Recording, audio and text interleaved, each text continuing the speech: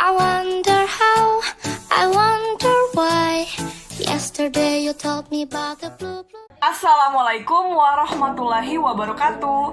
Halo teman-teman YouTube, nama saya Nisaul Fadila dengan NIM akhir 29 dari kelas PBIA Angkatan 2019 Prodi Pendidikan Bahasa dan Sastra Indonesia, Universitas Mula Warman.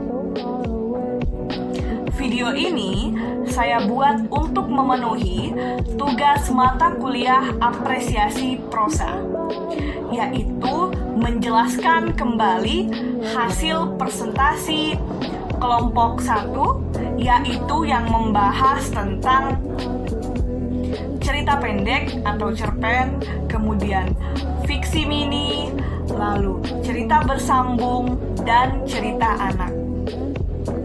Baiklah, langsung saja kita masuk ke materi pertama, yaitu cerpen atau cerita pendek. Cerpen atau cerita pendek adalah suatu bentuk prosa naratif fiktif. Cerpen cenderung padat dan langsung pada tujuannya dibanding karya-karya fiksi yang lebih panjang. Kemudian, ciri-ciri cerpen sendiri, yang pertama, alurnya lebih sederhana. Kemudian, tokohnya lebih sedikit. Lalu, jumlah halaman 3-10 halaman, habis dibaca dalam sekali duduk. Kemudian, watak dan tokoh diterangkan atau diceritakan secara singkat. Dan yang terakhir, hanya ada satu plot atau satu alur saja. Selanjutnya, teman-teman, unsur-unsur dalam cerpen itu terbagi menjadi dua. Yang pertama, unsur ekstrinsik dan intrinsik. Nah, unsur intrinsik sendiri terdiri dari tema, alur, tokoh, penokohan, latar, sudut pandang, dan amanat. Selain unsur intrinsik, cerpen juga memiliki unsur ekstrinsik. Nah, unsur ekstrinsik ini secara tidak langsung melekat dan membangun cerita. Apa saja sih unsur ekstrinsik itu? Yang pertama yaitu latar belakang kehidupan penulis atau pengarang. Kemudian kondisi zaman karya sastra itu diciptakan. Baiklah, itu tadi materi tentang cerpen. Selanjutnya saya akan membahas tentang fiksi mini. Jadi, makna dari fiksi mini ini adalah cerita rekaan yang singkat. Kemudian, ciri-ciri dari fiksi mini, yang pertama, kata dalam fiksi mini itu dari 250 kata sampai 1000 kata. Lalu, tentunya bersifat imajinatif dan memiliki pemilihan kata yang tidak bertele-tele atau to the point. Itu dia tentang fiksi mini. Selanjutnya yaitu cerita bersambung. Nah, makna dari cerita bersambung menurut Panuti Sudjiman adalah cerita rekaan yang dimuat sebagian demi sebagian secara berturut-turut dalam surat kabar atau majalah yang berisi tegangan-tegangan atau intrik-intrik yang seakan-akan tidak ada habisnya yang dimanfaatkan untuk memenggal cerita.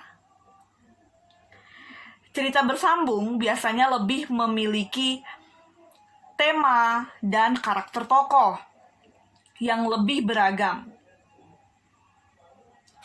Kemudian cerita bersambung memiliki pendekatan struktural.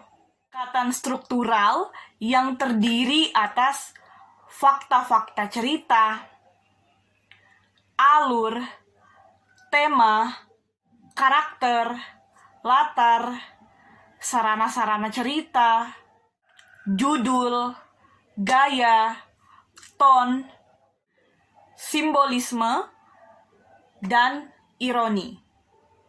Teman-teman, itu dia materi cerita bersambung. Selanjutnya saya akan membahas materi terakhir, yaitu cerita anak. Jadi, cerita anak ini merupakan karya sastra yang ditulis untuk atau sebagai bacaan anak-anak, yang mana isinya berisi sesuai tingkat perkembangan intelektual dan emosi anak. Pengertian cerita anak sendiri menurut Nurgianto yaitu karya sastra anak berupa prosa mengisahkan peristiwa atau pengalaman yang berdasarkan urutan waktu. Urutan waktu benar dialami seseorang ataupun dapat berupa imajinasi. Imajinasi mengisahkan dunia anak-anak. Di dalam cerita anak terdiri atau dibangun oleh unsur intrinsik.